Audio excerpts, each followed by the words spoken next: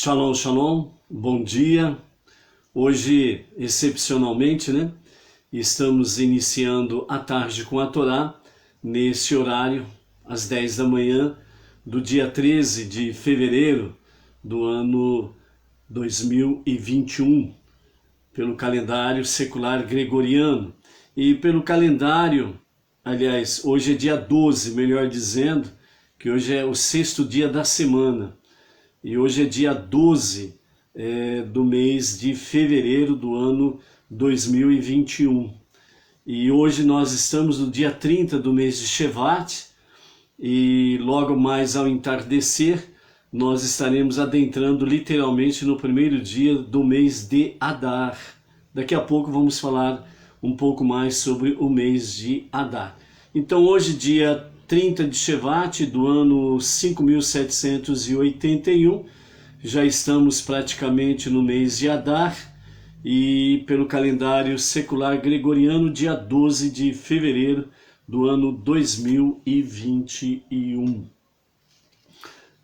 Vamos para a nossa gota de sabedoria do nosso Rebbe Menachem Mendel, Hoje nós estamos 147 dias do ano 5781, e nesse período aqui, trazendo o céu para a terra, são ensinamentos do nosso Rebbe Menachem Mendel, o livro, Trazendo o Céu para a Terra, volume 1, que foi interpretado e compilado pelo Rabino Tzvi Freeman. Então hoje nós estamos entrando no tópico voltando para casa. No universo espiritual do Rebbe, ninguém é estranho à fonte de vida. Esse não é um lugar que é descoberto ou ao qual você vai como turista. Só há retorno, religação. Ou seja, o Rebbe está dizendo aqui que a questão, a fonte da vida, que é a questão de voltando para casa. Não é uma viagem para turistas ou uma viagem como turista. Na realidade, só há retorno, religação, ou seja, nós somos religados à fonte de vida, ok? Nós estamos aí com João Batista Farias, já está conectado conosco nesta manhã, a Nadir, que está conectada conosco, E mais alguém aí? Robert Dávila. O Robert Dávila, que está também conosco, conectado, Então, continuando aqui, voltando para casa. A alma tem início numa ligação íntima e essencial com uma fonte além de todas as coisas. Mesmo quando entra no mundo material e assume forma humana, essa ligação primordial permanece gravada em seu âmago. Aqui ele está falando exatamente da alma que toma a forma humana, quando nós habitamos esse tabernáculo terreno, esse corpo.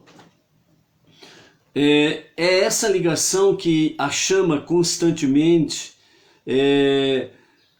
a retornar. Então, quando nós temos essa ligação, a nossa alma com esse corpo, com essa ligação com esse mundo inferior, então essa ligação que a chama constantemente a retornar. Por isso que nós somos comparados, a nossa alma ela é comparada como a chama de uma vela, que a chama da vela sempre está conectada para cima, ela sempre busca subir. Então por isso que os nossos sábios falam que a nossa vida, a nossa alma é como a chama de uma vela. Então é essa ligação que a chama constantemente a retornar, como um ímã a atrair sua metade perdida. Toda a busca do homem, todo o seu empenho espiritual, tudo isso é apenas uma expressão dessa dinâmica, dessa sede de retornar. É por isso que normalmente o ser humano sempre diz que está em busca de alguma coisa, Sempre está buscando algo, Parece que eu estou em busca de algo e ainda não encontrei isso, né? Então é como diz o nosso Rebbe Menachem Mendel, o tzadik da nossa geração, ele sempre fala que o chamar para essa reconexão é que faz com que nós sempre tenhamos essa sede de buscar e a sede de retornar, né? Ana Santos, Boker Tov, Shalom, Shalom, Iranilde Pereira, Shalom, Shalom. Continuando o que o Rebbe nos fala sobre o tema, né, voltando para casa, o desejo de retornar é inato, mas tem de ser despertado. A alma primeiro deve perceber que está distante. O retorno em toda a sua força e paixão é encontrado. Portanto, na alma que vagueava longe de seu verdadeiro eu, e então acorda e reconhece que está perdida. O ímpeto de retornar é ainda a rede de pesca de Deus, pois na tentativa de reunir-se a Ele, o Eterno, a alma encontra Deus em todos os aspectos deste mundo. Assim, esses também são puxados para dentro. E quanto mais funda a descida, maior é o tesouro. Então, nesses dois parágrafos últimos aqui, onde nos fala o desejo de retornar é inato, né? Mas tem de ser despertado. Por isso que normalmente o ser humano ele diz assim, eu estou buscando algo e acho que ainda não encontrei, eu ainda não encontrei o sentido da minha vida, certo? Então a pessoa sempre tem aquela questão, ela conquista um objetivo que ela determinou para si. Quando ela encontra esse objetivo, ela alcança esse objetivo, ela sente que alguma coisa a mais a impele para frente, a impulsiona para frente. Então é a alma que está sendo despertada nessa busca de reconexão com Deus para retornar à casa. Porque o nosso corpo físico é perecível, é mortal, vai voltar ao pó. Mas a nossa alma ela é eterna. E qual é a origem da nossa alma? Onde está a raiz da nossa alma? Então, a nossa origem, a nossa raiz, ela é exatamente aonde? Exatamente aonde Deus criou, no jardim das almas. Então, a nossa raiz está junto a Deus. Então, por isso que no nosso âmago, no nosso íntimo, realmente há uma voz que nos chama a atenção para cima. Enquanto que o nosso corpo, que é terra, é pó, né, realmente vai retornar ao pó. Por isso que é aquela questão da alma divina e a alma animal. A alma divina ligada às alturas. A alma animal ligada ao corpo, ao terreno, a este mundo inferior. Então, dessa forma, é que realmente existe esta luta interior em nossas vidas, a alma divina e a alma animal, certo? Então, aquela que nós mais alimentamos é aquela que vai prevalecer, né?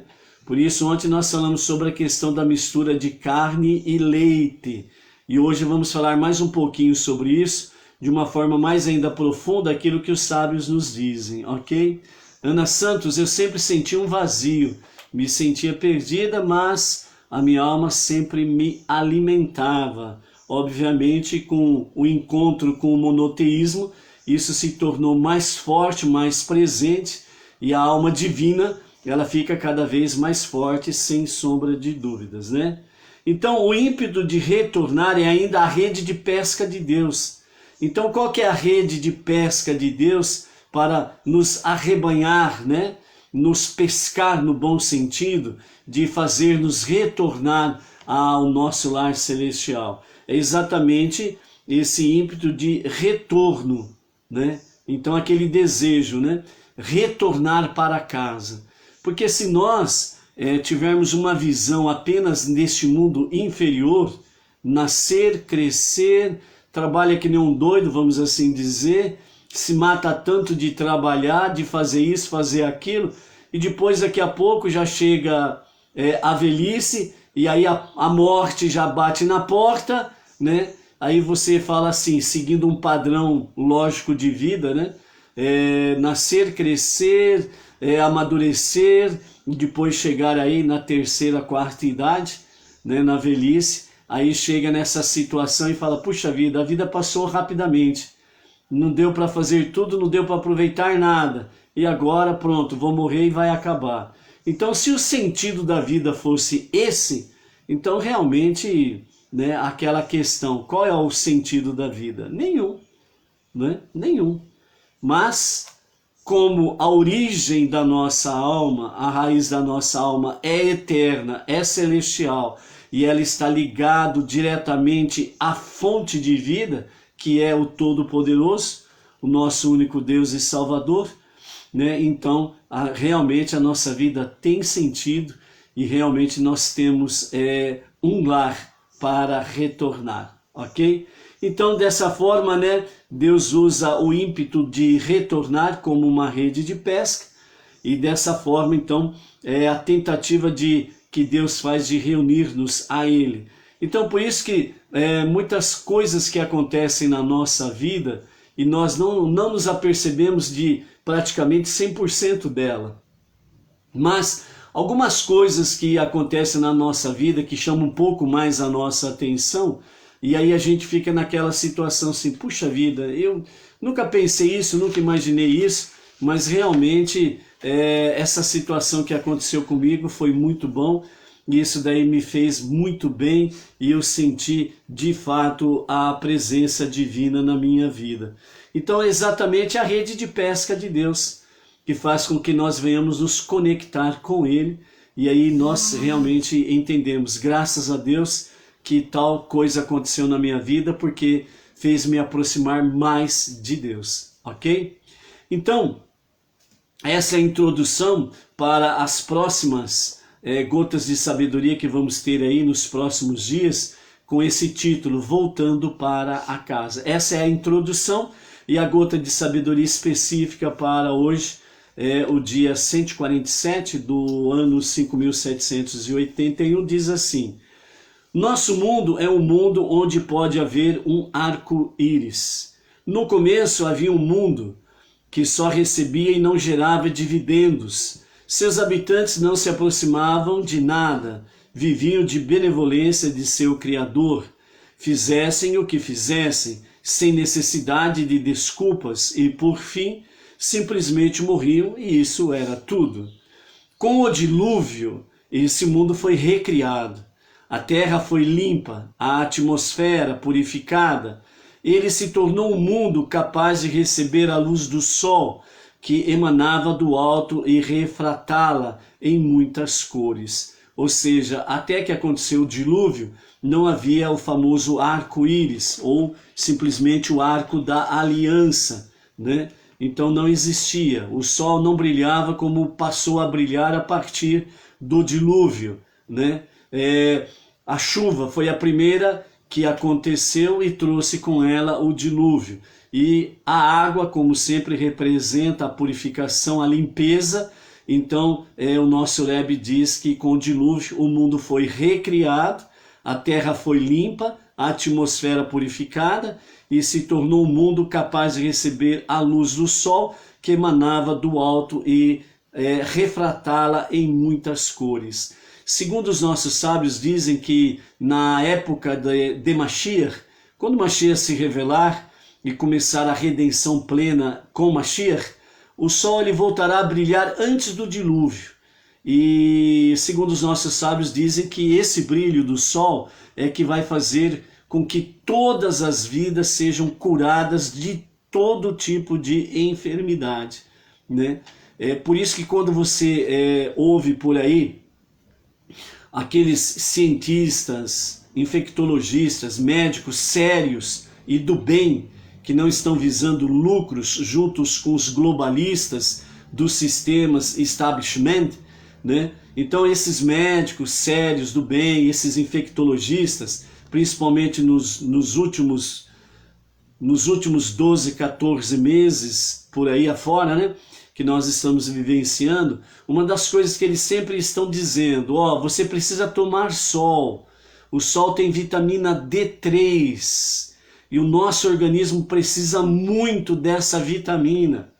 E como há uma deficiência grande, porque praticamente 80 a 90% da população não toma mais sol como tomava antigamente, então eles orientam a ter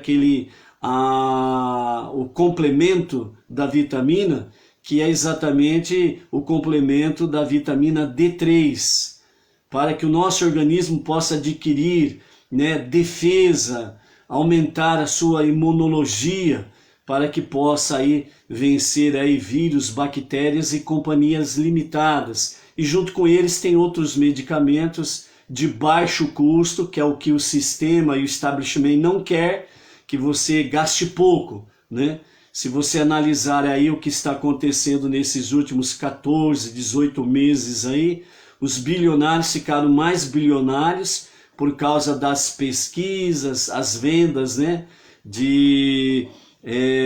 A venda, né, do remédio aí que eles estão divulgando aí, intramuscular, injetável, né, intramuscular, né, estão cada vez mais bilionários e rejeitam, né, com falsas informações, dizendo que esses remédios, esses medicamentos de baixo custo, que inclusive não precisa nem de receita médica, certo? Mas com uma boa orientação médica dos médicos do bem, né, você pode fazer aí realmente um tratamento precoce e você pode aumentar, né, a sua imunidade para que você possa passar essa tempestade aí mais protegido, né?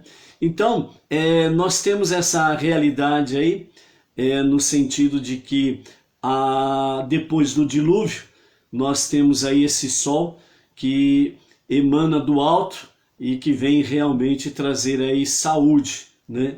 Então, dentro das questões específicas, né, segundo a orientação médica, o correto seria, né, toda pessoa tomar sol de 15 a 20 minutos por dia, entre as 10 da manhã às 4 da tarde, né, com 60% do seu corpo descoberto, para poder receber essa energia do sol, essa vitamina D3 do sol, para que a sua defesa imunológica seja mais forte. E como há uma grande deficiência nossa, o complemento, que é exatamente através de cápsulas, né, de vitamina D3 aí, certo? Então, retornando aqui à terra depois de limpa do dilúvio, então ele se tornou um mundo no qual um ser criado pode nascer, receber a alma, o corpo, a porção do mundo e todo o sustento que seu Criador lhe der, usá-lo, fazer alguma coisa com ele e depois devolvê-lo dizendo: veja o que fiz com aquilo que você me deu. Obviamente está se referindo aí nada mais nada menos de que se a sua alma é eterna e é sagrada, o seu corpo também é sagrado. Então, o corpo que te foi emprestado, você precisa também saber honrá-lo de uma forma decorosa, né? Por isso, todo homem, toda mulher que teme a Hashem precisa estar sempre de uma forma com decoro, né? Para que realmente possa aí estar honrando o seu Criador, a fonte de vida. E assim Deus prometeu jamais destruir o mundo novamente, pois se os habitantes se desencaminhassem, poderiam sempre voltar-se e corrigir os próprios erros. Aqui novamente nós temos, né, aquilo que um determinado segmento religioso que existe aí, onde falam que realmente o mundo vai acabar. Realmente, após o dilúvio, Deus ele fez o pacto com Noé, né, o pacto noético, e dizendo que jamais faria com que o mundo viesse a acabar, né? Não destruiria o mundo novamente, e fala, no caso específico, usa o termo água. Mas as pessoas deixam de perceber que ele está dizendo: não destruirei o mundo novamente. Então, esquecem essa parte aí. Então, o que eles acrescentam? Acrescentam que o mundo acabou primeiramente com água e que agora vai acabar com fogo, né? Então, na realidade, o mundo não vai acabar. pois nós temos aí a promessa segundo as profecias, tanto nos 5 primeiros livros da Bíblia, como nos livros proféticos, né, do chamado Velho Testamento, que colocaram esse apelido, mas na realidade são as escrituras sagradas, e elas são eternas e eternamente presentes, né? Não tem nada de velho, é eternamente presente. Então a promessa divina é que o mundo não vai acabar, ele vai ter uma redenção, ele vai ser corrigido, sarado, curado, quando o verdadeiro Mashiach, o justo Mashiach, ele se manifestar, né? E o nosso Rebbe Menachem Mendel, ele vem trazer então para nós exatamente essa palavra autêntica e verdadeira. Então, Deus prometeu jamais destruir o mundo novamente, pois se os seus habitantes se desencaminhassem, poderiam sempre voltar-se e corrigir os seus próprios erros. Ou seja, Deus ele é justo e, acima de tudo, ele é o todo misericordioso. Por isso que ele fala de uma forma bem clara que não destruirá o mundo novamente. Por quê? Para que realmente todo ser humano, mesmo que ele venha se desencaminhar dos seus mandamentos, ele sempre vai ter a oportunidade de arrepender-se, fazer retorno, retornar a Deus e fazer a sua vontade. Ok? Então, né, essa é a nossa introdução do nosso Rebbe Menachem Mendel, nas próximas gotas de sabedoria, com o título Voltando para Casa. Então, que nós estejamos aí nos preparando para voltarmos para casa, ok? Vamos então falar sobre o mês de Adar, que no pôr do sol hoje, no pôr do sol de ontem até o pôr do sol de hoje, nós tivemos o primeiro dia de Rosh Chodesh. Quando o mês judaico tem 30 dias, então Rosh Chodesh sempre tem 2 dias, né? Então, de uma forma assim, né, o mundo judaico, literalmente falando, o mundo judaico durante 2 dias comemora o Rosh Chodesh, né?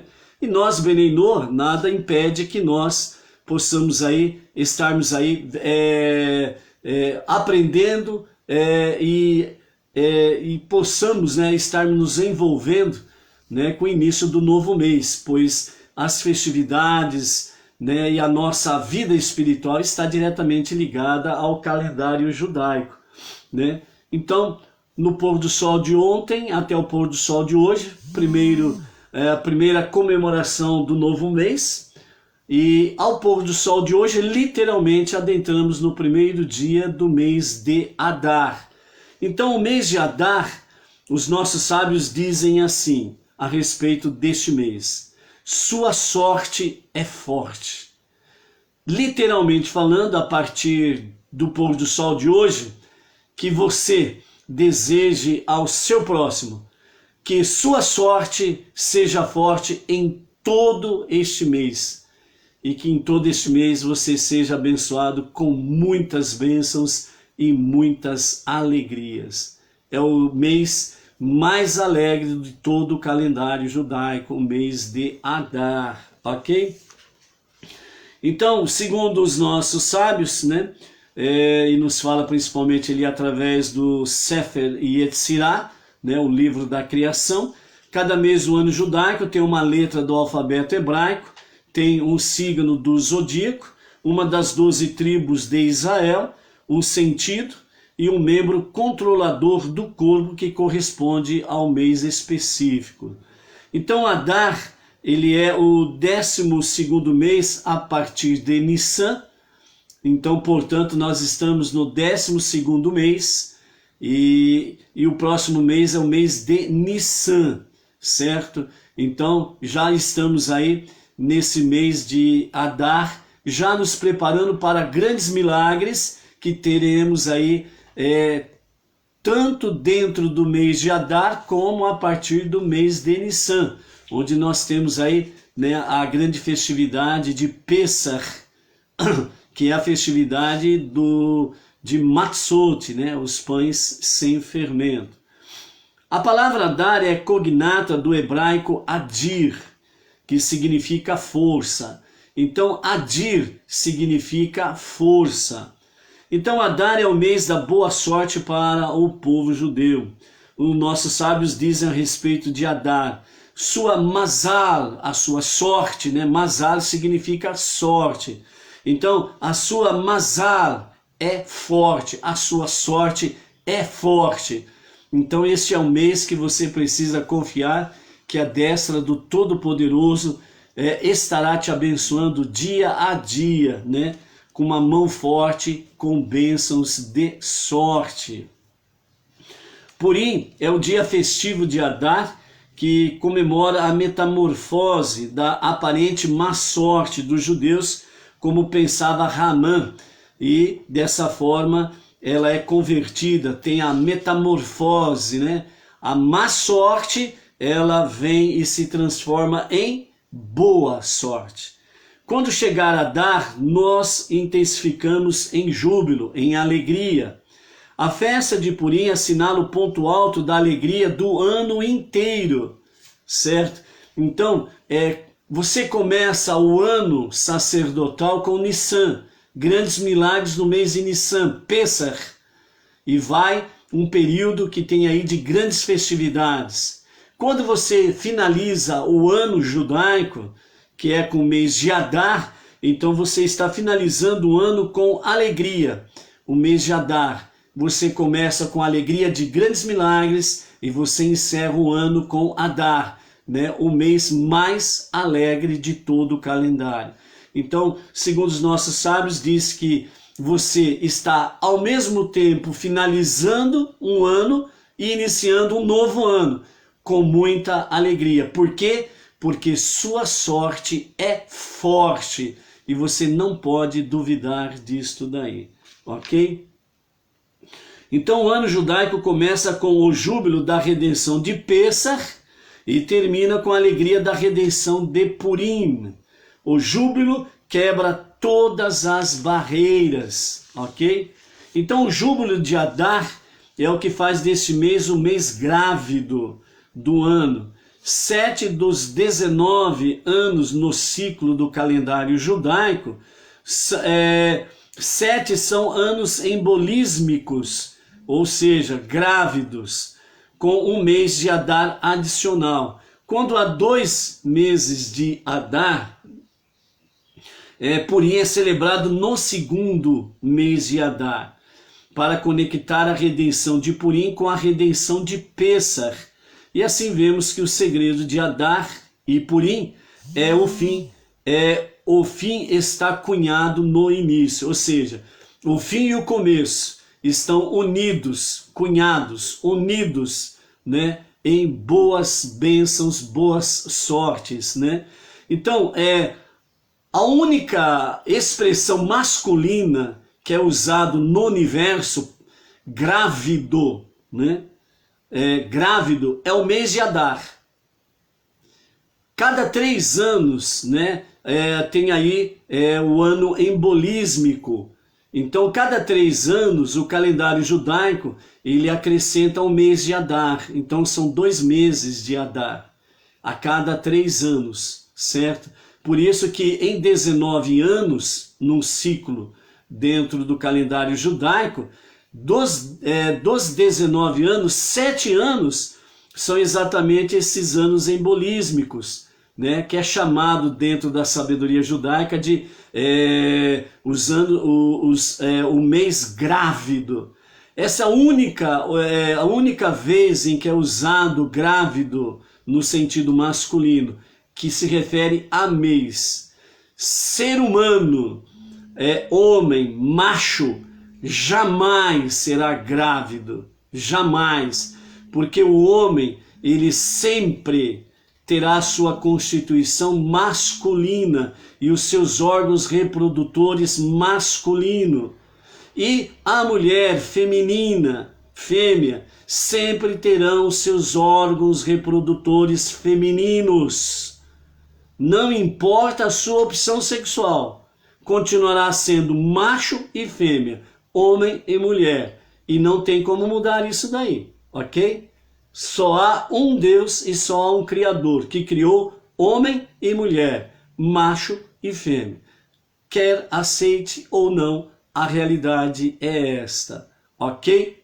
Então, somente o mês de Adar, que é usado como grávido. Fora isso, é impossível usar esse termo para outra questão, ok? Então, a letra do mês de Adar é a letra Kuf. A letra Kuf significa macaco, que é o Kuf. O símbolo do riso do mês de Adar. Segundo a expressão, como um macaco no rosto do homem. O Kuf também simboliza a fantasia, um costume aceito em Purim, né? Na festividade de Purim é permitido, né, que as pessoas que se envolvam na festividade de Purim possam usar fantasias, ok? É por isso que o mundo secular, para confundir a mente das pessoas e confundir as nações, eles colocaram a festividade do carnaval justamente próximo à festividade de Purim, para querer denegrir a festividade de Purim. Porque sobre o carnaval não precisamos nem comentar o que significa e o que é. Graças a Deus esse ano não vai ter a festividade de carnaval. Não vai fazer falta nenhuma, certo? E não vai ter a tal de festa de carnaval pagã, né? Carnaval, festividade da carne, as luxúrias, as orgias e por aí afora tal. Então, as nações, né, criou o carnaval justamente próximo à festividade de Purim para denegrir a festividade de Purim. Por isso que quando temos a festividade de Purim no mundo judaico, no mundo Benei Noach, certo? E aí é permitido colocar fantasias. Então, infelizmente, muitas pessoas aí nos seus segmentos religiosos ficam falando sem conhecimento, ficam difamando sem sabedoria e ficam aí denegrindo a festividade de Purim sem conhecimento bíblico e sem temor a Deus, querendo comparar a festividade de Purim com o carnaval, sendo que o carnaval foi inventado muito tempo depois de Purim. E os idealizadores do carnaval aí, né, justamente para denegrir a festividade judaica de Purim, criaram o carnaval justamente próximos aos dias de Purim, ok? Então, é só uma observação aí, tá? E principalmente quem não conhece a festividade de Purim, né, procure conhecer e você vai ver como é maravilhosa esta festividade. Continuando, então, antes do milagre de Purim, o próprio Deus ocultava a sua face de seus filhos, Israel. Em toda a história de Purim, como está relatado lá no livro de Esther, que é o livro de Esther, a base da festividade de Purim. Engraçado que o mundo religioso lá fora tem, apesar que eles deram um apelido para o Velho Testamento, as escrituras hebraicas, e muitos ensinam que o Velho Testamento, o nome diz velho, que não serve para mais nada, mas é engraçado que eles colocam junto, né, com o novo livro deles, e sempre anda com todo o livro, certo? Mas procuram sempre pescar no chamado Velho Testamento aquilo que é bom, né? As bênçãos, as vitórias, a proteção divina. Mas a sabedoria, o entendimento, a compreensão de que os 5 primeiros livros da Bíblia é a base para tudo que existe no universo. Sem os 5 primeiros livros da Bíblia, não existe mais nada. É como se você tentasse construir um edifício sem alicerce, sem base. É como se você tentasse criar um edifício de cima para baixo, do telhado para baixo. É impossível. Então, sem os 5 primeiros livros da Bíblia, sem as escrituras hebraicas, as sagradas escrituras, que o mundo religioso conhece como Velho Testamento, mas na realidade não é velho, ele é a única escritura real e verdadeira, então aprenderiam muitas coisas preciosas de fato, de fato. E o livro de Esther está lá. em muitas traduções aí, que trazem a partir do padre João Ferreira de Almeida, né? Muitas traduções que tem por aí, de toda a Bíblia, que eles chamam, né? O padre João Ferreira de Almeida, ele conservou o livro de Esther lá. Depois teve algumas outras inovações nas traduções do padre João Ferreira de Almeida. E aí o que aconteceu? Foram tirando daqui, tirando dali. Por quê? Porque faz com que as pessoas se despertem para o conhecimento judaico da palavra. E o objetivo, né, desses entendidos em teologia é justamente tentar apagar a visão judaica da palavra. Mas até os dias de hoje é usado em muitos lugares, né, sobre a questão das civilizações, tem as suas raízes judaica cristã. Mas a base é judaica, ok? Então, está lá no livro de Esther. Seu nome é o nome do Eterno, né? Não aparece uma vez sequer. Então, no livro de Esther, Deus está oculto. Ao esconder inicialmente a própria identidade, fingindo ser outra pessoa, a essência interior do verdadeiro eu da pessoa torna-se revelada. Em Purim, atingimos o nível da cabeça desconhecida, a cabeça que não se conhece nem é conhecida dos outros. O estado de total ocultação existencial do ser, pelo mérito de dar à luz, um supremo novo ser, então surge, né? Então resumidamente, próxima à festividade de Purim, onde vamos adentrar mais profundamente, né? Mas só uma observação assim rápida e simples, né? Nesses dias de Esther, quando Ramã depois ele tentou, né, exterminar o povo judeu, até então o povo judeu vivia de forma oculta, sem estar aí com uma grande revelação, né? Então estava entre as pessoas e ninguém os notava. E Esther, que não é o nome original dela, o nome original dela é Hadassah, que é um nome judaico, e Esther é um nome persa, né? Então dessa forma, até Esther estava oculta, né? A sua identidade como judia não era revelada. E ela só se tornou revelada no momento em que Amã estava próximo para executar o seu plano de extermínio do povo judeu. Aí ela se revela ao rei. Por isso que fala, né, o estado de total ocultação existencial do ser, pelo mérito de dar à luz um supremo novo ser, né? Então a palavra kuf também significa buraco da agulha. Nossos sábios ensinam que nem mesmo no sonho mais irracional pode-se ver um elefante passando pelo buraco de uma agulha. Mesmo assim, em Purim, vive-se esta grande maravilha, que na Kabbalah e na Hassidut, nos ensinamentos dos sábios, simboliza a verdadeira essência infinita da luz transcendente de Deus, entrando no contexto finito da realidade física e revelando-se por completo à alma judaica e àqueles que abraçam a fé monoteísta. O que significa esse buraco da agulha, o elefante que não passa no sonho mais racional? Não tem como o elefante passar pela agulha, mas os sábios dizem que, segundo a Kabbalah e a Hassidut, que são os ensinamentos dos sábios, esta é a verdadeira essência infinita da luz que transcende o próprio Deus, entrando no contexto finito da realidade física do universo e da vida humana. Ou seja, o que os sábios querem dizer aqui é que o elefante, no sentido de dimensão, simboliza o infinito que é Deus, Ein Sof, o infinito.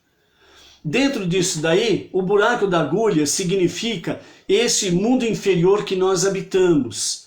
A entrada para esse mundo inferior é semelhante a um buraco de agulha. Por isso que nós temos as 10 sefirotes, que são os filtros da luz divina, que vai passando pelos filtros, para depois lá embaixo começa em Keter, e vai passando pelos filtros, e chega lá embaixo em Marhut, que simboliza o reinado. que é o mundo inferior.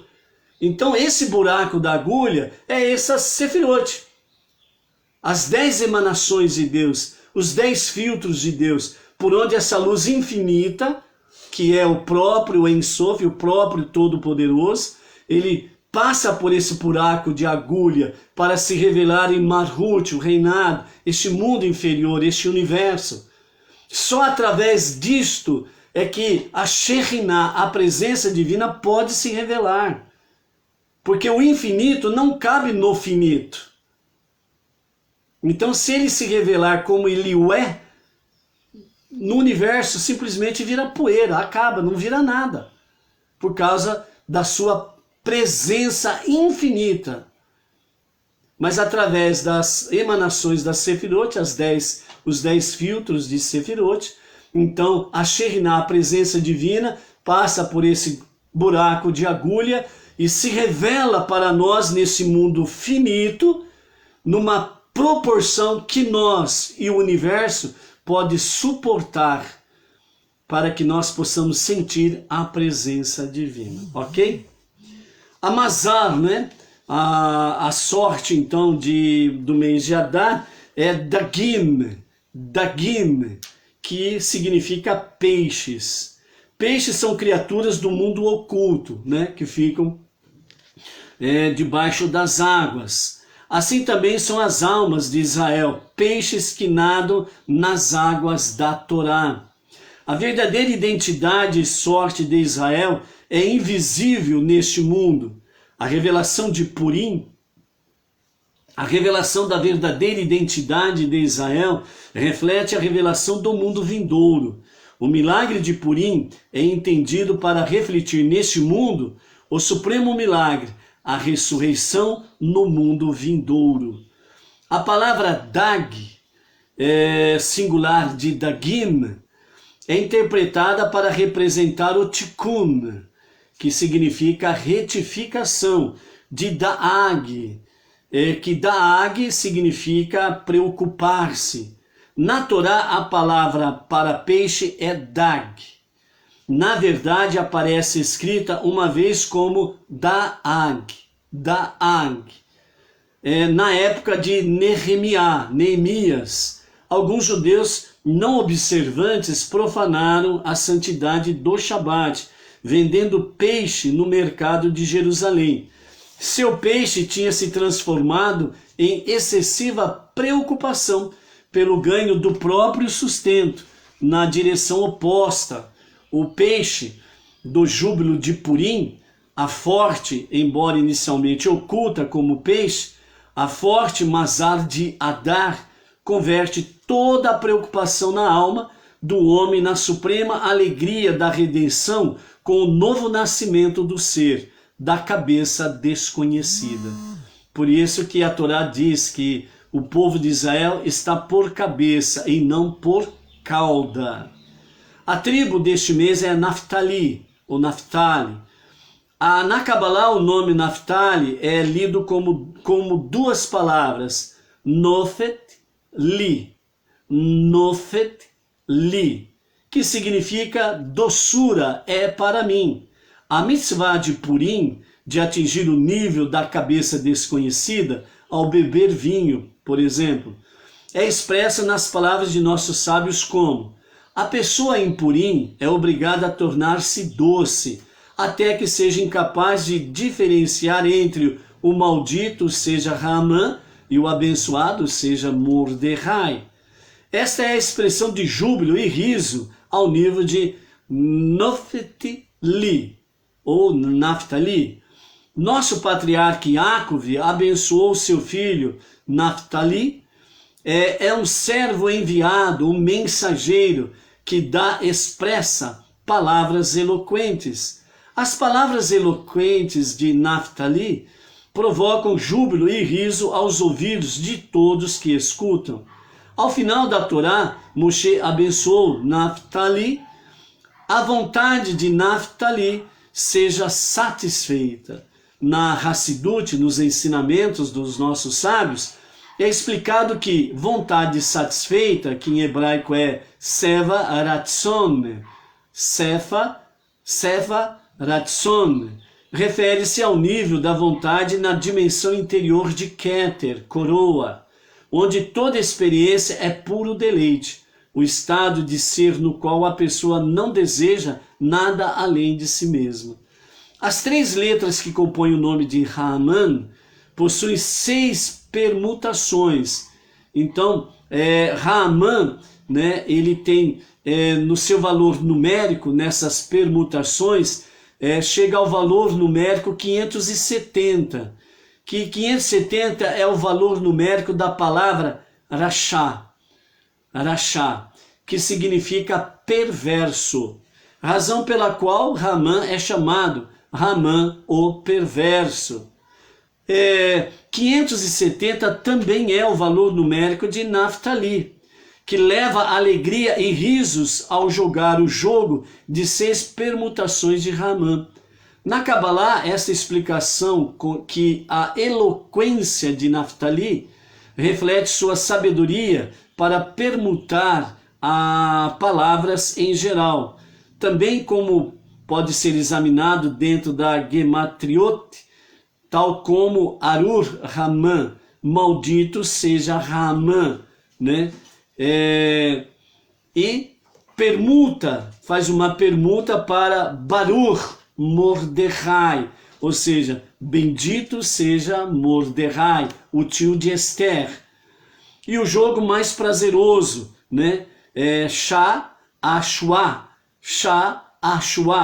que é o jogo mais prazeroso. Qual que é o jogo mais prazeroso? O estudo de Torá. Como foi explicado, os meses de Tishrei e Reshivan correspondem, segundo o Arizal, um dos nossos grandes sábios, às 2 tribos de Efraim e Menashe, os 2 filhos de Yosef. Yaakov abençoou seus 2 netos, Efraim e Menashe, para serem como peixes, e eles serão como peixes no meio da terra. Essas 2 tribos, o início do ano a partir de Tishrei, reflete-se em Adar e Naftali, o fim do ano a partir de Nissan, pois Adar divide-se em 2, assim como Yosef, José, se divide em 2 peixes, Efraim e Menashe. O apoio numérico para isso é que quando Efraim e Menashe se combinam, ou seja, o valor numérico de Efraim, que é 331, mais o valor numérico de Menashe, que é 395, então somados dá 570, que é o valor numérico de Naftali. Então, dessa forma, nós temos aí realmente sua sorte é forte. Então, é o poder da sorte. O sentido para este mês é o riso, que é tzechok. O riso é a expressão da alegria desenfreada que resulta de testemunhar a luz, saindo da escuridão, a vantagem da luz sobre as trevas, como é o caso do milagre de Purim. O epítome do riso na Torá é o caso de Sara, no nascimento de Tzahak, cujo nome deriva da palavra tzechok. Deus fez-me rir. Quem quer que me escute, rirá comigo. Assim se expressou Sará. Dar à luz aos 90 anos e Avraham aos 100 anos, após ser estéril e fisicamente incapaz de ter filhos, é testemunhar a divina luz e o milagre emergindo da total escuridão. Isso reflete na vida de Sará e Avraham. A palavra em hebraico para estéril é composta das mesmas letras, na mesma ordem que a palavra para trevas. Purim vem da palavra pru, crescei e multiplicai-vos. Sobre Tzahak, a personificação do riso da Torá, disse que o temor, que é a fonte de reverência a Deus, de Tzahak.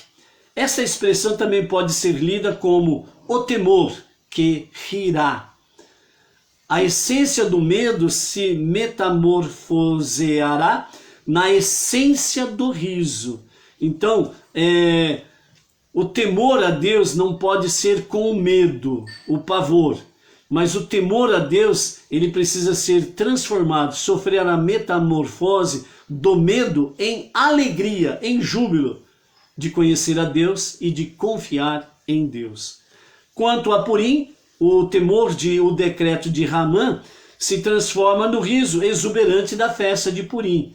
Ou seja, refletido isto sobre o temor, medo para riso, júbilo, né, com reverência ao temor a Deus, o exemplo é de Purim. Primeiro vem o medo, com o decreto de Ramã, de serem mortos e o povo de Israel ser exterminado, que foi transformado no quê? No riso exuberante, uma grande alegria que é a festividade de Purim, porque um grande milagre aconteceu e o temor a Deus se transformou em grande riso, porque todo o povo foi salvo. E o controlador deste mês é o baço. Nossos sábios declaram explicitamente que o baço ri. À primeira vista, isso parece paradoxal, pois o baço é considerado o local do humor negro, a fonte de todos os estados de depressão e desespero. Então, a fonte da depressão, do desespero está exatamente no baço, né? O baço não vai bem, a pessoa não está bem, ela tem uma depressão, né? E pode levar ao desespero. Assim como descrevemos acima, todos os fenômenos de Adar e Purim são essencialmente paradoxais, pois todos eles derivam da cabeça desconhecida e todos eles representam estados de transformação existencial e metamorfose. A metodologia natural que modela estes fenômenos é a sabedoria da permutação. No que diz respeito ao humor negro, Mará Shechorá, humor negro. Suas próprias letras permutam-se para grafar Hihur Sameach, que significa um pensamento feliz. Por isso, ao adentrar literalmente neste próximo mês, Adar, ao partir do pôr do sol de hoje, então, né, seja nessa forma aqui, Hihur Sameach, um pensamento feliz. Por quê? Porque a sua sorte é forte. Que você, toda a sua família, tenha este mês. A sua sorte é forte. Que sejam agraciados pelas dádivas em dobro sobre a tua vida e em todos os teus projetos. Amém. Ok? Vamos então para a nossa sexta aliá com os comentários de Irash. A nossa aliá de hoje está no livro de Êxodo, é a nossa 18ª Parashá, Mishpatim, e no capítulo 23 de Êxodo, a partir do verso 19, vamos até o verso 24, com os comentários de Irash, que assim nos diz. A conquista da terra de Israel. Capítulo 23, a partir do verso 20 até o verso 24, assim nos diz. No momento, estás livres de pecado e, portanto, minha presença pode permanecer contigo e acompanhar-te aonde fores. Porém, se no futuro pecares, minha presença não poderá residir abertamente contigo.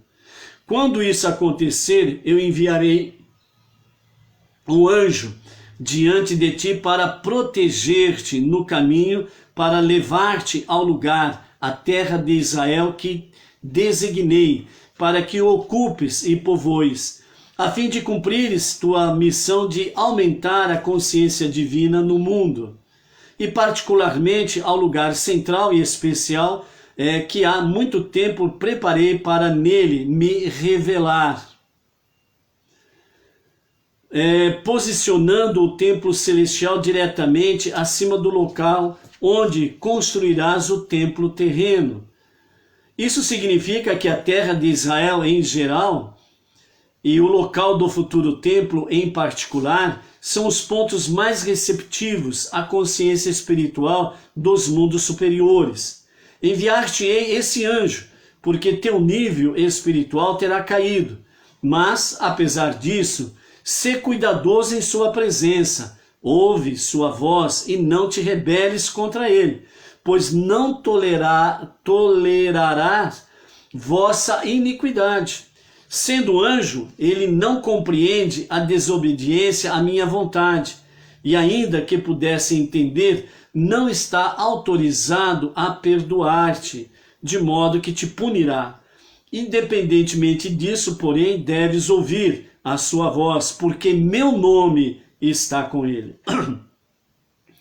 Tudo que ele faz é em meu nome. Indicação disso é o fato de o valor numérico de seu nome ser 314, ser igual ao de meu nome Shakai, um dos nomes mais elevados de Deus dentro da Hassidut.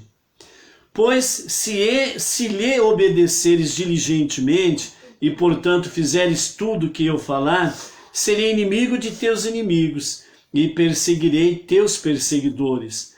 Pois meu anjo irá adiante de ti e te levará para a terra dos Amoritas, Hititas, Perizitas, Canaanitas, Rivititas e Jebuseus, e eu os aniquilarei. Os Girgashitas, por sua vez, fugirão por iniciativa própria, então não terei de aniquilá-los. Não te prostrarás a seus deuses, nem os servirás, nem seguirás suas práticas. Antes, destruirá os seus ídolos e demolirás os pilares que ergueram para adorar como ídolos. E servireis a mim, Deus, vosso Deus, e como recompensa por não servirdes ídolos, abençoarei teu pão e tua água, e também tirarei a doença de teu meio.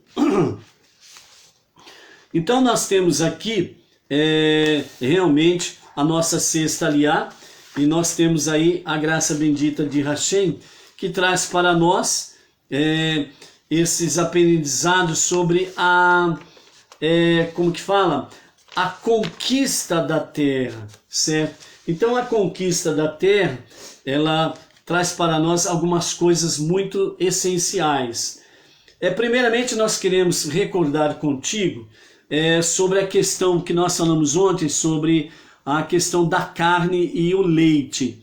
Então nós queremos recordar esse item aqui que foi dito ontem e trazer de uma forma mais profunda. A proibição de leite com carne, né? Que é no verso 19 do capítulo 23 que nós estamos aí. Então a proibição de leite com carne, segundo o Rambam, escreve que foi proibido comer carne cozida em leite, uma vez que é um ato de insensibilidade moral. Segundo Rashi, lembra que não só é proibido comer leite com carne, mas também mesmo cozinhar essa mistura é proibida, cozinhar a carne com o leite. Isso faz com que a proibição de leite e carne seja única no aspecto que até mesmo a preparação da mistura é proibida e também é vedada pela própria Torá. Disto podemos aprender até que ponto temos de nos preocupar e nos abster para não sermos moralmente insensíveis. Então veja bem o grande perigo que há na mistura de carne e leite. Essa mistura ela traz nas pessoas um sentimento de insensibilidade. Insensibilidade. Uma das 7 leis universais fala sobre a questão dos maus tratos a animais. Então você pode perceber, por exemplo, que tem pessoas que maltratam animais e muitas vezes acabam levando até a morte animais de forma cruel. As pessoas têm uma insensibilidade no trato com os animais. Automaticamente, toda pessoa que é insensível e maltrata os animais, chegando até mesmo levar à morte, tenha certeza de uma coisa: essa pessoa não tem nenhuma sensibilidade com seu semelhante também. Então, quando não se respeita uma mitzvah, quando não se respeita um mandamento, um preceito, então há anestesia espiritual. Isso traz uma insensibilidade no pensamento e nos sentimentos da pessoa. Então, um dos grandes aprendizados sobre a mistura de leite e carne, ou os derivados de leite e carne, faz com que as pessoas se tornem insensíveis às coisas que são necessárias ter sensibilidade para poder sentir. E principalmente que a pessoa sinta-se como um ser humano criado à imagem e semelhança de Deus. Continuando. De acordo com a Kabbalah significa ensinamentos. Leite e carne não podem ser misturadas, pois essa mistura causaria a interação negativa de forças espirituais opostas. O leite, bom. A carne, má. O leite, espiritual. A carne, física. Materialista. Esse é o significado de uma com outra. Então, forças espirituais opostas. Leite, força positiva. Carne, força negativa. Leite bom, carne má. Carne é uma manifestação física do poder divino de Gevurah. Agora indo para um ponto mais profundo, trazendo uma visão mais profunda do aprendizado da palavra, adentrando no nível mais profundo de interpretação da palavra, ok? Então, carne é uma manifestação física do poder divino de Gevurah. Gevurah, ela é a severidade, e ela representa a esquerda de Deus, que é a severidade, o juízo, o julgamento, a força. E como sugere, né, a cor vermelha da carne. A cor vermelha da carne sugere exatamente isso, a severidade, a força. O leite tem as suas raízes espirituais no poder divino de Hesed. Então, o leite, ele representa a direita de Deus, Hesed, bondade, piedade. É a mão estendida do Todo-Poderoso. Fato indicado por sua cor branca. Já que esses dois poderes têm efeitos opostos, eles não devem ser misturados. Está vendo quando nós vamos para um aprendizado simples e superficial da palavra? Como nós vimos ontem, resumidamente de forma simples. Quando você ingere carne com leite ou derivados do leite, essa mistura vai provocar no seu organismo um retardamento de eliminação. O seu organismo ele vai ter que trabalhar mais severamente para poder digerir esta mistura, certo? Porque a mistura da carne e leite vai trazer um endurecimento no sentido de esses alimentos serem diluídos no organismo. E a própria ciência já provou isso daí, que a mistura de carne e leite, o organismo demora mais tempo para eliminar, certo? Então, esse é um nível simples, físico, certo? De interpretação. Agora, indo para o sentido mais profundo, aonde que nós vamos chegando, ok? O outro comentarista, né, dos nossos sábios, Behaye, ele escreveu que na era messiânica será permitido ingerir carne que foi cozida com leite. A razão disso é que nos reinos espirituais, a mistura Hesed, bondade, Gevurah, severidade, não é nada contraproducente. Os dois poderes divinos trabalham em harmonia, uma vez que ambos respeitam o fato de que eles emanam do único Deus. No mundo físico, no entanto, essa harmonia não persevera, uma vez que coisas físicas sentem suas próprias existências como suprema e não se uniriam para um propósito mais elevado, que é o caso da carne e do leite. Então a mistura de carne e leite no mundo físico, nesse mundo inferior, é proibida, pois ela resultaria em uma corrupção das forças espirituais que a carne e o leite representam. Porém, na era messiânica, temos a promessa de que Deus será sentido de maneira tangível no mundo físico. Então, será possível misturar Hesed, bondade, piedade, e Gevurah, severidade e força, através de cozinhar carne e leite juntos, mesmo no mundo físico, né? Não esquecendo, né, que na revelação de Mashiach, na redenção, o que vai acontecer aí? Vai acontecer que o próprio mal se converterá em bem, certo? Dessa forma, então, será possível que isso se aconteça naqueles dias do Mashiach, ok? Na nossa aliá, onde nos fala aqui na conquista da terra, né, no capítulo 23, verso 20, eu enviarei o anjo diante de ti para proteger-te no caminho e para levar-te ao lugar que designei, ao lugar especial que preparei para me revelar.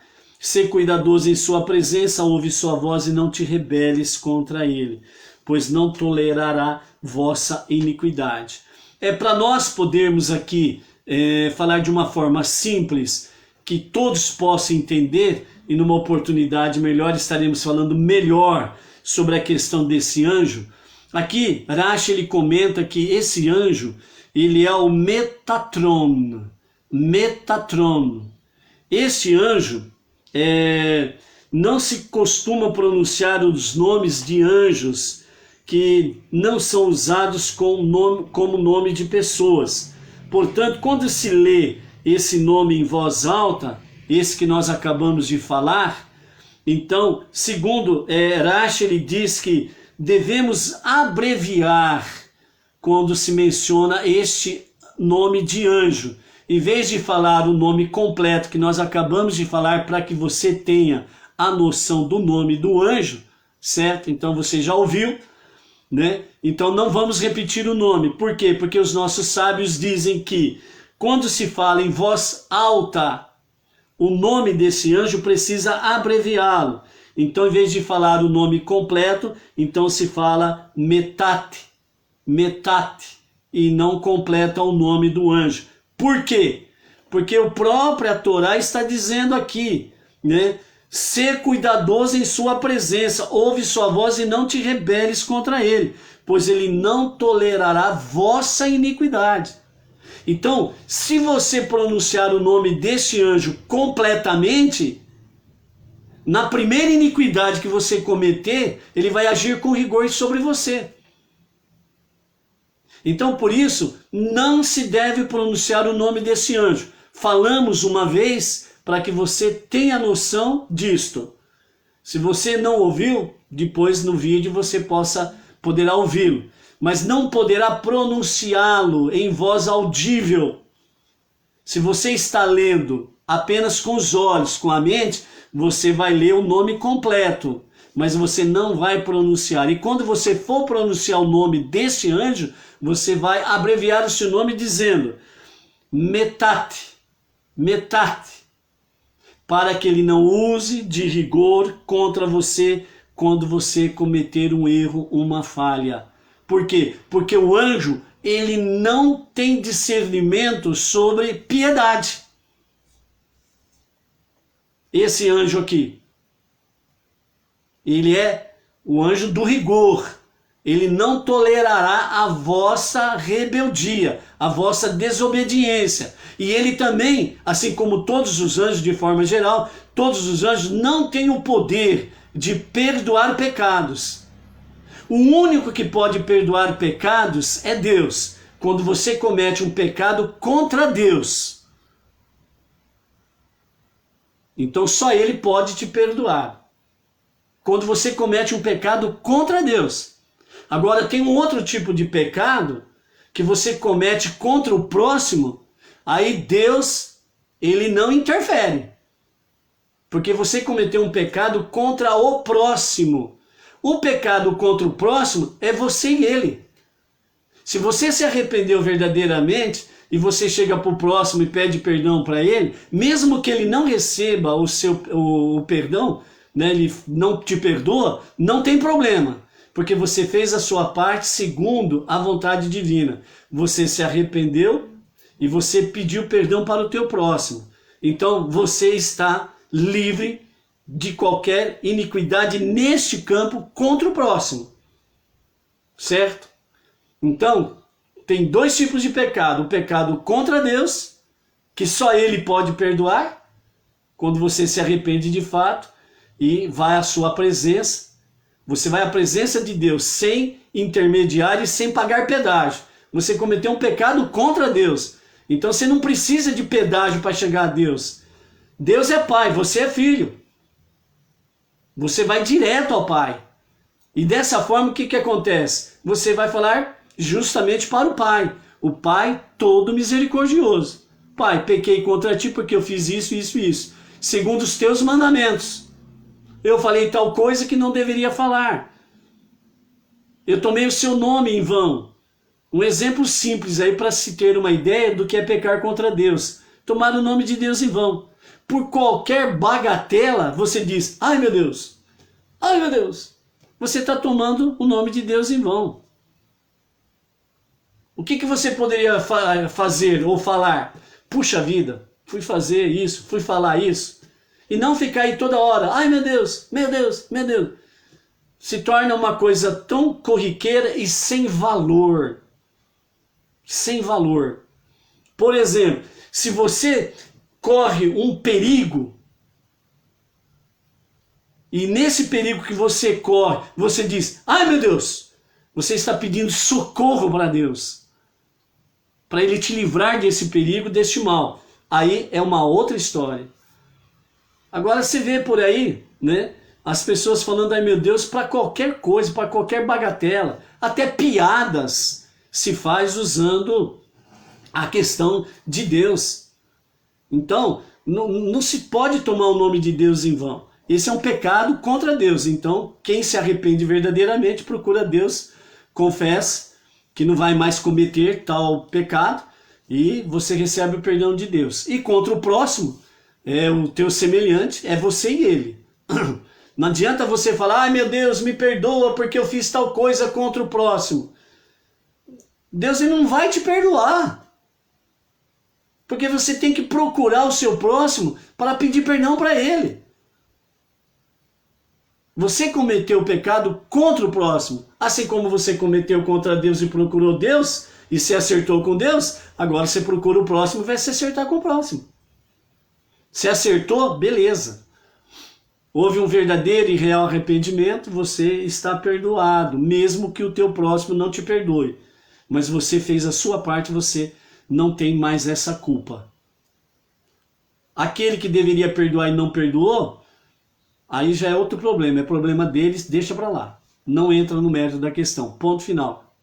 Acabou, vamos pra frente. Essa é a realidade, ok? Então, né, nessa questão do anjo, metate, ok? E uma outra questão importante que nós precisamos aqui ter ciência, e isso nós precisamos valorizar, é quando nós temos aqui no verso 20, né, em que Deus fala sobre de enviar o anjo para proteger-te no teu caminho, para levar-te ao lugar que designei, ao lugar que preparei, né?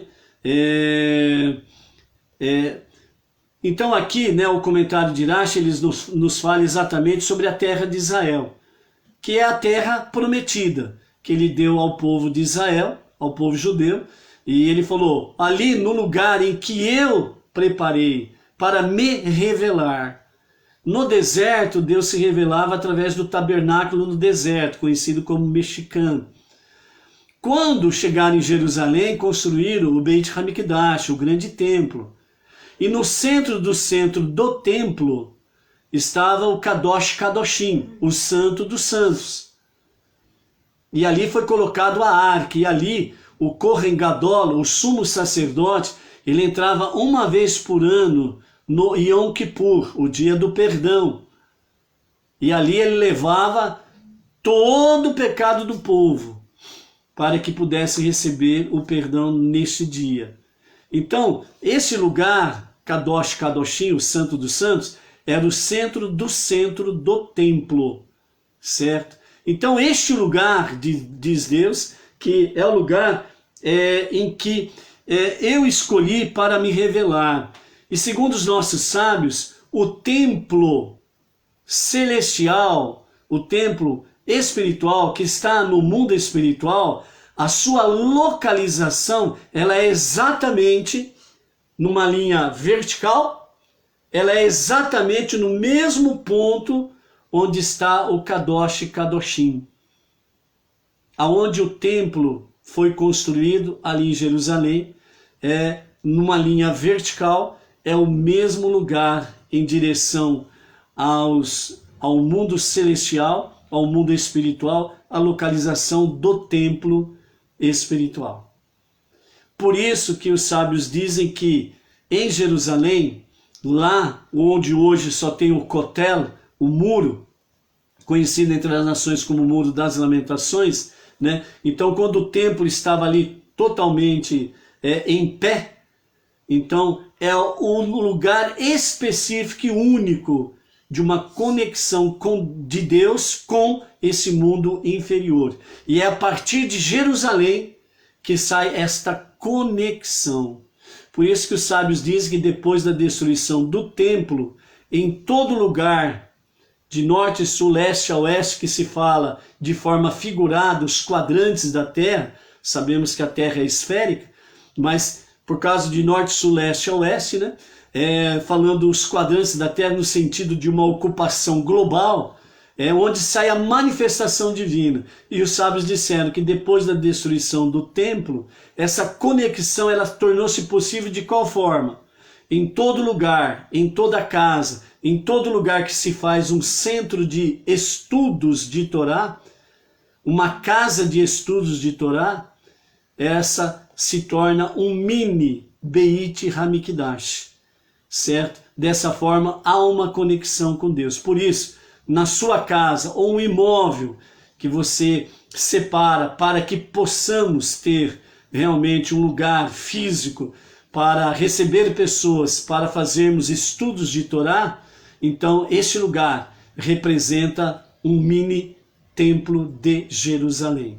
E nos dias de Mashiach, como diz a profecia lá de Isaías capítulo 2, fala que nos dias de Mashiach, quando o verdadeiro Mashiach, o justo Mashiach se manifestar em Jerusalém, e ali será reconstruído o terceiro e definitivo templo, porque ele será eterno, como a terra o será. Dessa forma, então, de Jerusalém sairá a Torá, sairá os 5 primeiros livros, sairá o conhecimento da unidade e da unicidade de Hashem para todas as nações. Então se cumprirá a profecia que a Torá, ela encherá toda a terra, o conhecimento de Deus encherá toda a terra, assim como as águas cobrem o mar. Por isso, vamos nos preparar, tanto para dar, sua sorte é forte, e vamos nos preparar para a revelação de Mashiach, que seja nos nossos dias, que seja para agora. Amém.